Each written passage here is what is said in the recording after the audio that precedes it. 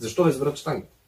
Ами, щангите е един от добрите спортове, защото там се каляват нерви, там има дисциплина и цел може да си поставиш и с тия резултати просто така се чувстваш един силен човек, достоен в този спорт и препоръчвам на родителите да насочат децата си към вдигането на тежести. Как ви харесаха едно време вас като спортист, който да бъде на национално отбор да стигне? Господин Абаджиев обикаляше по училищата или как се случваше, че да може да вземе най-доброто от това време и да го приложим сега? Тъй като сами децата явно няма да дойдат. А мен ме откриха в Шумен.